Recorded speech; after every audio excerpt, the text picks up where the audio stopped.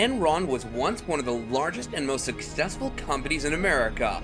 Headquartered in Houston, Texas, the company was involved in energy, commodities, and services. Founded in 1985, Enron quickly rose to prominence, becoming one of the most innovative and admired companies in the world. Nowadays, though, Enron is known for its far more sinister accolades. Today, we'll be going over how this booming company became arguably the worst corporate disaster in history. The demise of the investment bank Lehman Brothers on September 15, 2008 sparked an economic downturn that was felt throughout the world. The crash led to the worst recession since the Great Depression. It illuminated the dangerous corporate culture that had existed in banking for many years, explaining something as tangled and multidimensional as the 2008 financial crisis is fraught with difficulty. WeWork, once a venture capital darling, has filed for Chapter 11 bankruptcy. The filing marks a stunning reversal for the desk rental giant that was once valued at $47 billion. WeWork was the poster child of the unsustainable startup frenzy of the 2010s. A rise and fall so dramatic, it was characterized in an Apple TV series.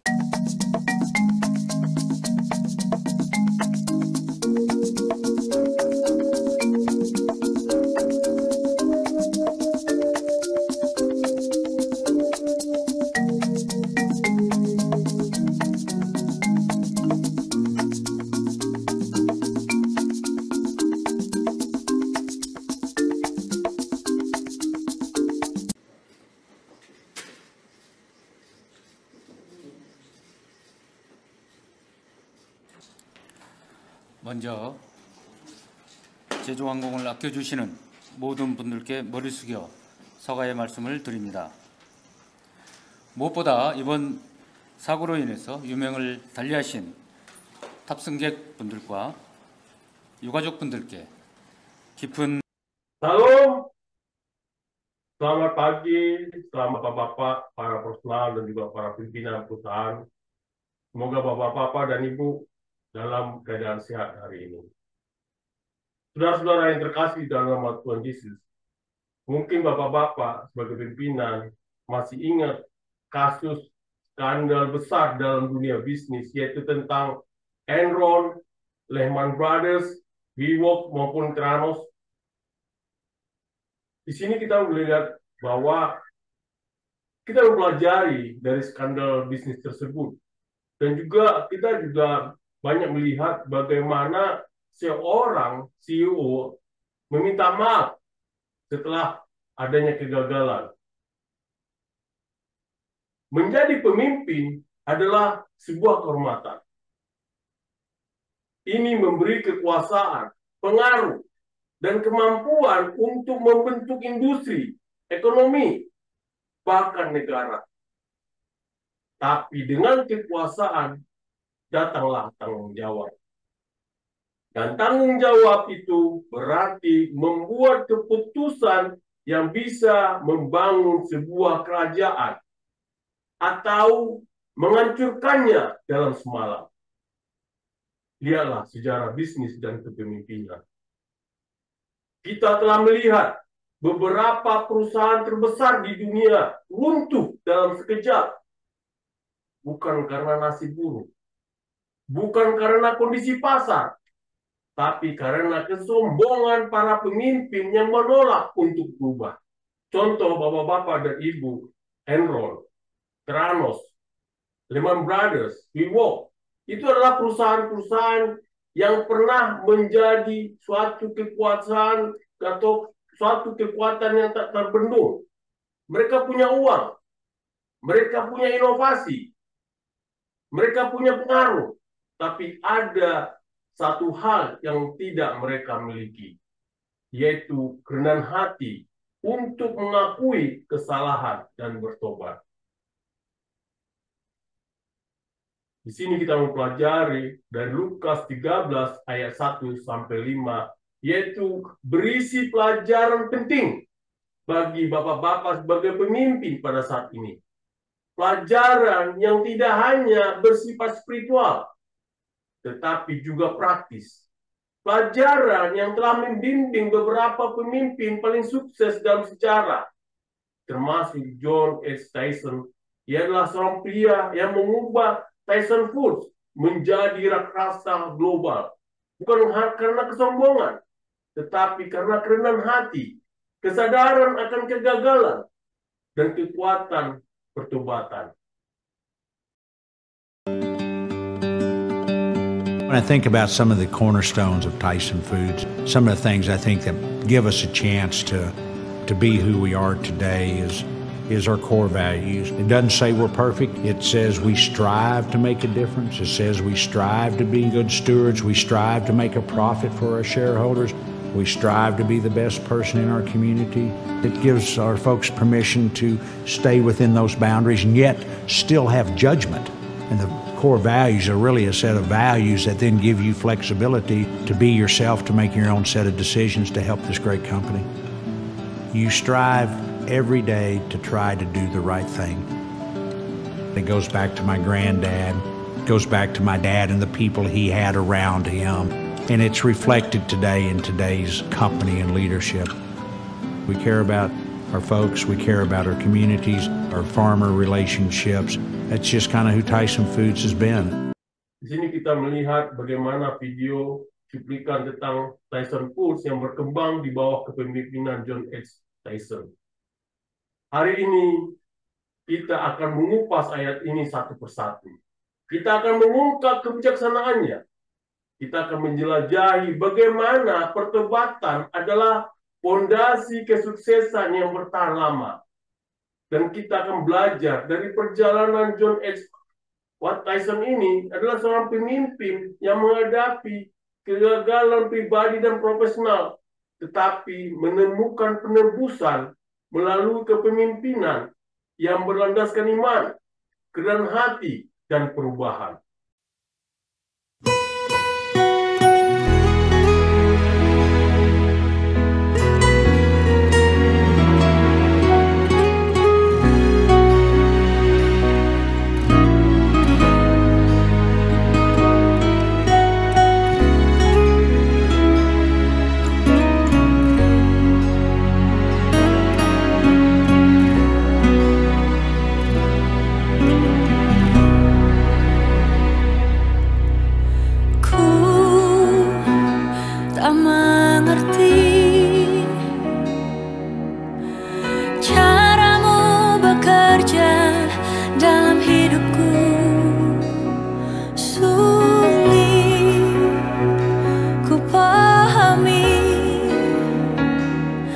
Bagaimana kau menjawab setiap doaku?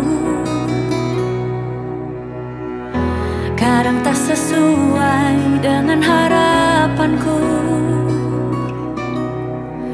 Apakah doaku tak punya kuasa? Tuhan ampuni aku yang terlalu cepat kecewa. Kadang tak bisa, kadang tak sesuai dengan apa yang ku minta.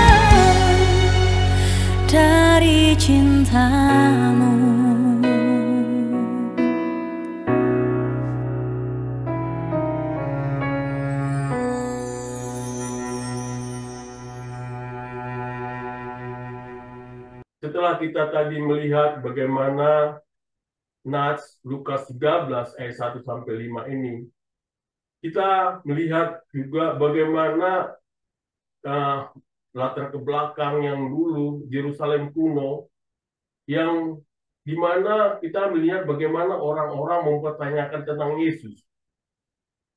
Nah, di sini di Lukas 13 ini, yaitu kita bisa melihat dengan sebuah pertanyaan. Pertanyaan yang telah ditanyakan selama berabad-abad. Pertanyaan yang masih sering muncul di benak para pemimpin hari ini. Mengapa hal buruk terjadi pada beberapa orang? Apakah mereka lebih buruk dari kita? Apakah mereka gagal? Apakah mereka memang ditakdirkan untuk jatuh? Di Lukas 13 ayat 1 sampai 2 ini mengajarkan adalah beberapa orang memberitahu Yesus tentang orang Galilea yang dibunuh oleh Pilatus saat mereka mempersembahkan korban. Nah, dari situ kita lihat bagaimana tadi seorang tentara Romawi menyerang orang Galilea. Nah, di sini kita melihat bahwa orang-orang ingin penjelasan. Mereka ingin konfirmasi bahwa orang yang menderita memang bersalah. Bahwa kegagalan mereka adalah akibat dari kesalahan mereka sendiri. Tetapi Yesus memberi jawaban yang tidak terduga. Di Lukas 13 ayat 3 mengatakan, Aku berkata kepadamu, tidak. Tetapi jika kamu tidak bertobat, kamu juga akan binasa dengan cara yang sama. Yesus menggeser fokus. Dia berkata, masalahnya bukan pada apa yang terjadi pada mereka, tetapi pada apa yang akan terjadi padamu jika kamu tidak berubah. Apakah kamu akan mengenali kekuranganmu sendiri?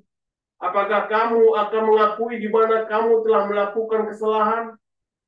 Apakah kamu akan berubah sebelum terlambat? Nah, di Lukas 13, 4-5 juga mengatakan demikian. Atau mereka yang 18 orang mati tertimpa menara di Siloam. Apakah kamu pikir mereka lebih berdosa daripada semua orang lain yang tinggal di Yerusalem? Atau berkata kepadamu, tidak. Tetapi jika kamu tidak bertobat, kamu juga akan binasa. Nah, di sini kita bisa melihat bagaimana seorang pemimpin bisnis mengabaikan tanda-tanda peringatan. Contohnya, Kodak yang menolak kamera digital. Juga Blockbuster yang menertawakan Netflix. Nah, apa yang kita pelajari di sini? Seperti Yesus katakan bahwa kehancuran bukan datang kepada mereka yang lebih buruk, tetapi kepada mereka yang menolak untuk berubah. Dan dalam kepemimpinan, prinsip ini tetap berlaku. Team members and guests visiting Tyson Foods Worldwide headquarters in Springdale, Arkansas, can step back in time and re-emerge with a new perspective on our company and its history simply by visiting the Founders Room. The Founders Room is a museum of Tyson Foods history, complete with displays of information, videos, photos, and artifacts of the company's rise to prominence in the global food business. The room was created at the behest of the late Don Tyson, who wanted a space with easy access for both team members and guests that would provide a deeper look at our company's history and honor his father, company founder, John W. Tyson. Starting in the 1930s and progressing to the present day and beyond, the room is steeped in the culture, tradition, and heritage of Tyson Foods. From the famous first load of chickens hauled to Chicago and the beginnings of our contract growers' relationships, to the importance of Tyson team members and our many acquisitions. The spirit of Tyson is found throughout the Founders Room.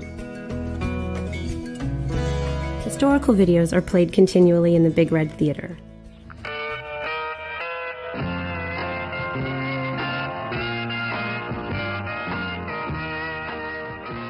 The Founders Room also includes a replica of John W. Tyson's original Emma Street office, and a strikingly realistic life-sized cutout of Don Tyson, which has been known to startle team members who actually knew him. The Founders Room not only shares the vision of the Tyson family, but also celebrates the Tyson team members who over the past 78 years helped build Tyson Foods into one of the world's largest global food companies. If you're ever in Northwest Arkansas, come by our corporate headquarters, come by and see our founders room, come by and see what makes this great company. Come see us. You're welcome anytime. Saudara-saudara yang terkasih dalam nama Tuhan Yesus, bahwa tadi kita melihat bagaimana John Tyson ada di ruang rapat Tyson Foods, dan juga ada cuplikannya tentang perjalanan hidupnya. Nah, kita pelajari di sini bahwa setiap pemimpin yang hebat memiliki kisah perubahan. Dan kisah John H. Tyson adalah bukti bahwa pertobatan bukan hanya konsep spiritual, tetapi strategi kepemimpinan yang dapat mengubah hidup dan bisnis. You could say Northwest Arkansas's poultry industry began in downtown Springdale in 1921 when Jeff Brown built the area's first commercial hatchery. He produced high-quality birds through special feed and selective breeding. In 1944, he opened the Springdale Electric Hatchery, where he developed top-selling broiler chickens which were meaty and fast-growing. Another early producer was John Tyson. He began hauling live chickens to cities like St. Louis in the mid-1930s. In 1947, he opened Tyson's Feed and Hatchery. He kept expanding until he owned every stage of poultry production: feed, hatching, growing, processing, and transporting. This allowed him and son Don Tyson to compete against national meat packers. Brown's company dissolved in 1969. Tyson Foods moved to a new location the following year, but the company returned downtown in 2017 when the old hatchery buildings were refurbished and expanded to house over 400 employees. Springdale's poultry roots have come full circle. Setelah kita tadi lihat foto-foto John Tyson di masa muda, tampak tidak fokus dan kurang terlibat dalam keluarga bisnis keluarga. Nah, di sini kita juga belajar bagaimana juga John S. Tyson lahir dalam keluarga bisnis. Tyson Foods adalah warisan keluarganya. Namun, dia sendiri mengakui bahwa selama bertahun-tahun, dia tidak mengambil peran aktif dalam kepemimpinan perusahaan.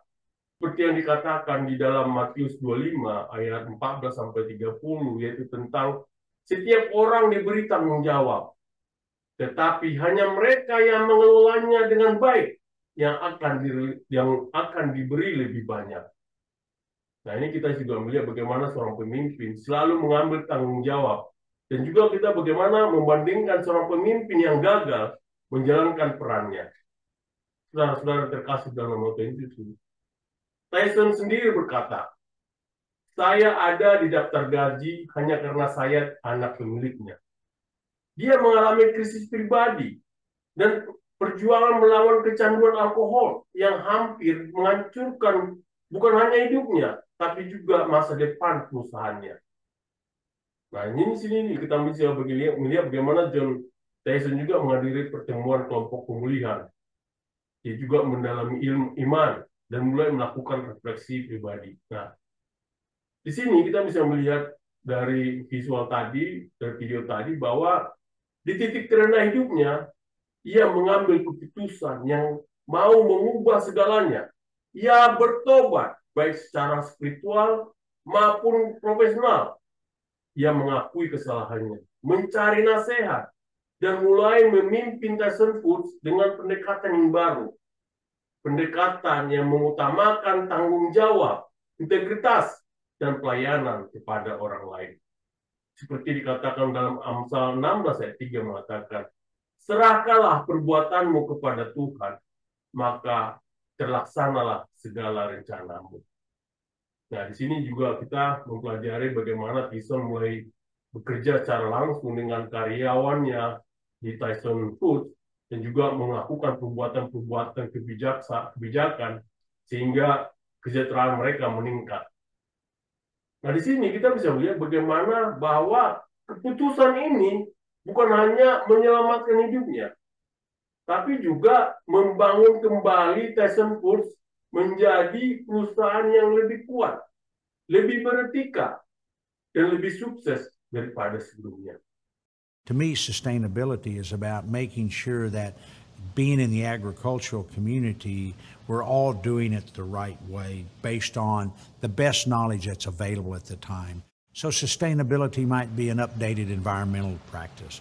Sustainability might be an updated animal well-being issue. Sustainability might be able to how to make your plants maybe more automated so people manage the equipment instead of having to do the job by hand themselves. Sustainability is really an integration of the set of activities that we've been given to manage. Saudara-saudara yang terkasih dalam nama Tuhan Yesus, tadi kita melihat bagaimana Tyson Foods menginvestasikan miliaran dolar dalam pertanian berkelanjutan. Dan juga bagaimana karyawan menunjukkan kepedulian mereka. Nah, di sini kita belajar bahwa banyak pemimpin melihat kepemimpinan sebagai kekuasaan. Mereka melihat bisnis sebagai kendaraan untuk kekayaan dan status. Dan para pemimpin terbaik memahami bahwa kepemimpinan bukan kepemilikan. Itu adalah amanah. Di Lukas 16 ayat 10 mengatakan, barang siapa setia dalam perkara kecil, ia juga setia dalam perkara besar. Nah, di sini kita melihat tadi bagaimana kita memperbandingkan antara CEO yang hanya mengejar keuntungan jangka pendek dengan CEO yang memikirkan dampak jangka panjang. Di sini kita juga pelajari bahwa John H. Tyson memahami prinsip ini. Dia juga bukan hanya mengejar keuntungan cepat. Ia berinvestasi dalam bisnis yang bertanggung jawab, berkelanjutan, dan berorientasi pada manusia. Nah, sini kita belajar bagaimana ketika Tyson Foods meluncurkan program pendidikan untuk karyawannya, dia juga memberikan pelatihan kerja dan pendidikan gratis. Nah, di sini dengan ini kita mempelajari bahwa pemimpin yang melihat bisnis sebagai amanah akan membangun sesuatu yang berkelanjutan, berdampak positif, dan bertahan dalam ujian waktu. Saudara-saudara yang terkasih dalam nama Tuhan Yesus, setelah kita tadi melihat bagaimana seorang pemimpin secara aktif melibatkan diri dalam kehidupan pekerjaannya. Nah, di sini kita tahu bahwa banyak perusahaan yang memperlakukan karyawan sebagai angka. Mereka hanya melihat mereka sebagai biaya, bukan sebagai aset. Tapi John Tyson hanya tahu bahwa bisnis yang hebat dibangun di atas fondasi manusia. Seperti di Markus 10 ayat 45 mengatakan, anak manusia datang bukan untuk dilayani, tetapi untuk melayani. Di bawah kepemimpinannya, Tyson Foods meluncurkan Tyson Upward Academy yang memberikan pendidikan gratis kepada karyawan untuk meningkatkan keterampilan dan kesejahteraan mereka. Di sini juga kita melihat bagaimana karyawan Tyson Foods menghadiri kelas pendidikan, juga mendapatkan sertifikat keterampilan baru. Artinya bahwa dari sini kita lihat hasilnya apa? Adalah loyalitasnya meningkat, produktivitasnya meningkat, dan Tyson Foods menjadi salah satu perusahaan dengan tingkat kepuasan karyawan tertinggi di industri ini. Nah, dari sini kita perlu pelajari bagaimana Netflix beralih dari DVD ke streaming. Juga Tyson mulai berinvestasi dalam daging berbasis tumbuhan. Artinya bahwa pemimpin yang hebat tidak takut akan perubahan. Mereka tidak berpegang teguh pada model bisnis lama yang sudah usang. Mereka melihat ke depan. Seperti Pengkhotbah 3 ayat 1 mengatakan, untuk segala sesuatu ada waktunya. Nah, di sini kita juga pelajari bahwa seorang CEO yang mengambil keputusan strategis yang menyelamatkan bisnisnya dari kehancuran. Nah, kita belajar juga bagaimana John Tyson memahami hal ini. Ia memimpin Tyson Foods melalui transisi besar. Dia hanya berfokus pada daging tradisional, menjadi perusahaan yang juga mengembangkan protein alternatif, dan berinvestasi dalam keberlanjutan. Nah, di sini kita belajar juga bagaimana ketika Tyson Foods meluncurkan lini makanan berbasis tumbuhan memasuki pasar baru. Artinya bahwa pemimpin yang bertahan bukanlah yang paling kuat, tetapi yang paling mampu beradaptasi. Nah, di sini tadi kita belajar bagaimana kasus-kasus skandal bisnis seperti Enron, Volkswagen, Wells Fargo yang runtuh karena kurangnya transparansi. Juga perusahaan-perusahaan yang membangun kepercayaan melalui transparansi, seperti Patagonia dan Unilever. Nah, juga ketika Tyson Foods meliris laporan pertanggungjawaban sosial tahunan mereka.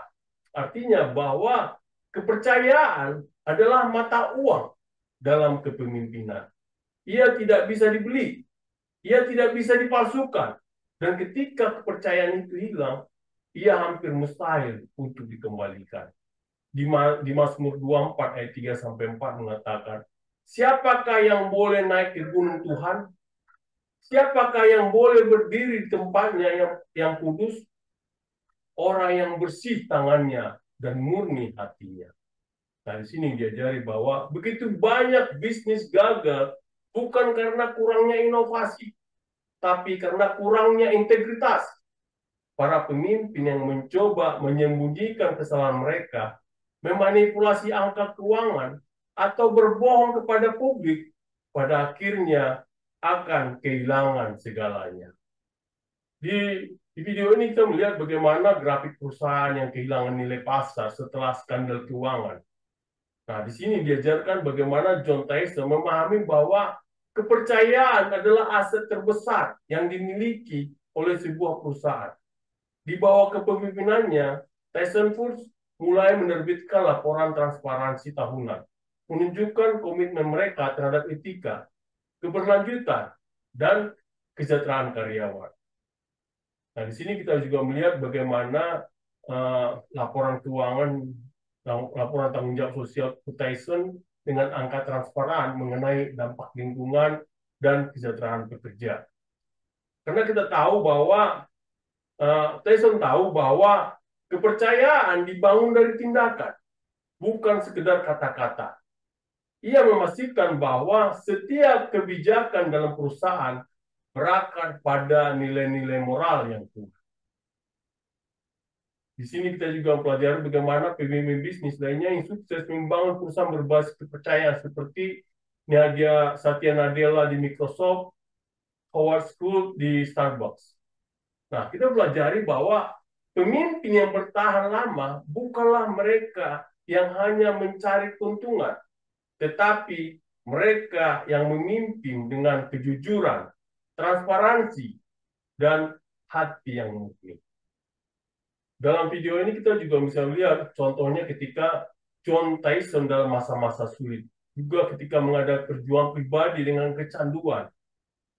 Dan ini adalah suatu refleksi seorang merenungkan hidupnya dan membuat perubahan besar.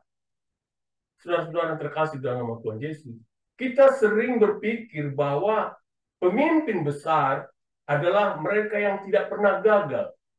Tetapi kenyataannya, pemimpin yang paling kuat adalah mereka yang telah jatuh, namun bangkit kembali dengan kebijaksanaan yang lebih besar. Di Roma 5 ayat 3-4 mengatakan, karena kita tahu bahwa kesengsaraan itu menimbulkan ketekunan, dan ketekunan menimbulkan tahan uji, dan tahan uji menimbulkan pengharapan. John Tyson bukanlah pemimpin yang sempurna. Dia telah mengalami kegagalan, membuat kesalahan, dan menghadapi tantangan pribadi yang serius. Tapi di titik terendahnya, dia memilih untuk bertobat, berubah, dan memperbaiki hidupnya. Ini juga kita pelajari bagaimana John Tyson berbicara tentang bagaimana imannya membantunya melewati masa-masa sulit. Saudara-saudara yang terkasih nama Tuhan Yesus, keputusan untuk berubah tidak hanya menyelamatkan diri sendiri, tapi juga perusahaannya. Ia beralih dari sekedar menjadi pewaris bisnis, menjadi seorang pemimpin sejati. seseorang memahami bahwa kepemimpinan sejati adalah tentang pengorbanan, pelayanan, dan pertumbuhan. Nah, di sini juga kita pelajari bagaimana seorang pemimpin yang gagal karena menolak berubah. Dan juga dibandingkan dengan pemimpin yang bangkit dari keterpurukan.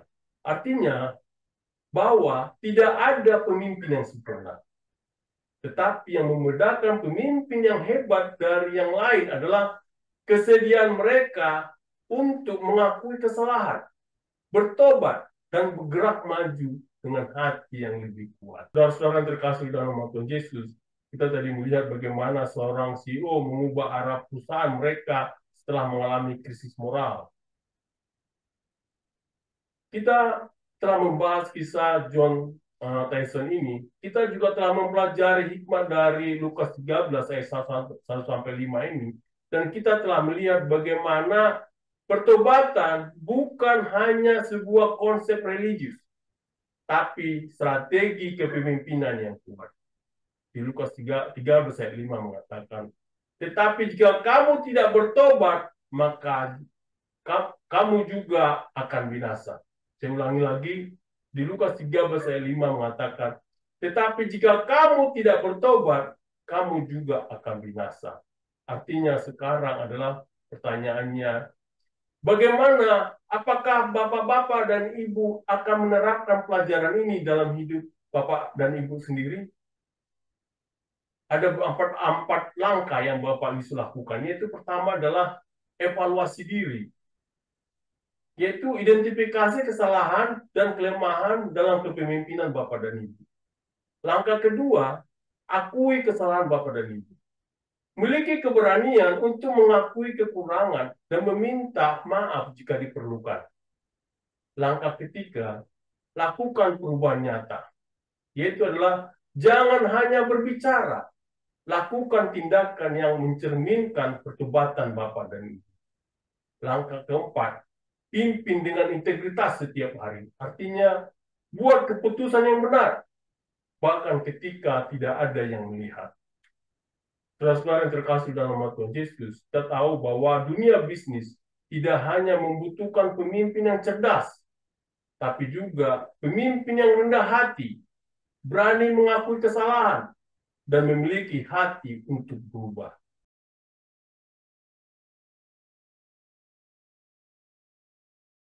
Bertobatlah dari cara-cara lama yang rusak.